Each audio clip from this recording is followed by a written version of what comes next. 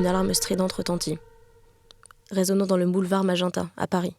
Ce son assourdissant vient symboliser la fréquence des viols ou tentatives de viol en France, toutes les 2 minutes 30. Être féministe aujourd'hui, c'est pouvoir s'assumer financièrement, pouvoir disposer de son corps comme on veut, avoir des enfants ou pas, et ne pas dépendre d'un homme pour vivre. Être féministe, pour moi, c'est éveiller les consciences pour que les petites filles qui naissent aujourd'hui ne subissent pas ce qu'ont subi les femmes jusqu'à maintenant.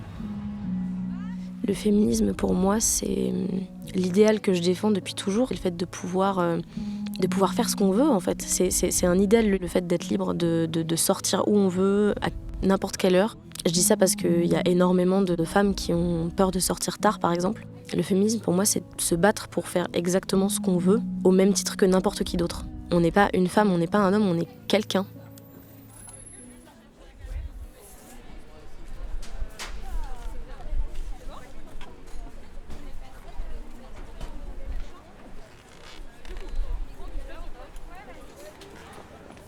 Ma première prise de conscience, c'est quand j'ai commencé à travailler dans un milieu essentiellement d'hommes qui me donnaient plutôt des tâches subalternes, comme leur préparer le café, entre autres.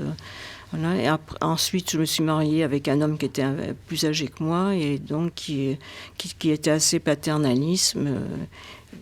J'étais un peu en décalage avec les femmes de mon époque qui commençaient à être assez féministes et assez libres. Comment je me suis rendu compte du féminisme et comment ça m'a influencé dans ma vie ? En fait, c'est quand je me suis remémoré la vie de certaines de mes tantes, où je me suis rendu compte que la maman faisait le repas 7 jours sur 7, 365 jours sur 365. Y a quelque chose qui me revient souvent en mémoire, c'est j'ai eu une éducation qui aurait été différente si j'avais été un homme. La manière dont mes professeurs s'adressaient à moi, j'ai eu un professeur en particulier qui était atroce avec moi. Je me suis fait harceler où il faisait des commentaires sur mon physique, sur ma manière de m'habiller en classe, là où les hommes pouvaient s'habiller de littéralement n'importe quelle manière et ça aurait été pareil. Donc on ne peut pas se permettre d'être comme on est et de prétendre à une éducation normale. Ça m'a beaucoup attristée de voir que je devais rentrer dans un carcan et de respecter des gens qui ne me respectaient pas sur ce point de vue-là du genre. Ça m'a détournée un peu d'une éducation que je pense que j'aurais adorée si j'avais été un garçon.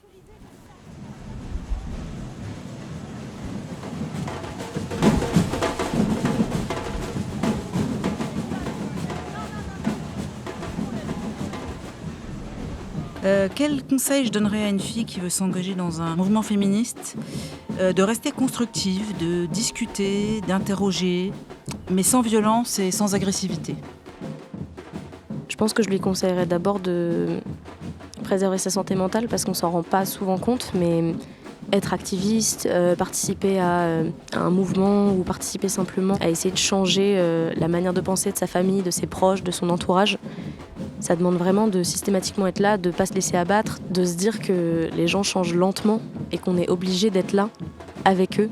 Donc je pense que l'important ce serait de se préserver et de se dire au maximum qu'on fait ce qu'on peut, on fait avec ce qu'on a et que si on veut changer les choses, il faut y mettre du temps et il faut y mettre de la force. De protéger toutes ces victimes de violences sexistes et sexuelles. On essaye aux enfants d'apprendre l'égalité filles-garçons. Les changements que j'aimerais voir pour les femmes, il y en a énormément. Et je pense que ça pourrait commencer par l'éducation. Déjà une éducation qui ne serait pas genrée et une éducation qui apprend aux hommes à être plus humains, à être plus respectueux. Moi, c'est un truc qui m'a toujours effarée, c'est de voir la manière dont on me traitait parce que j'étais une femme, la manière dont on s'adressait à moi.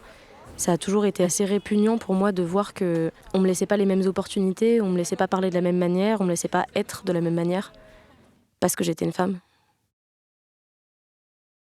Je m'appelle Geneviève André, j'ai 78 ans, je suis féministe.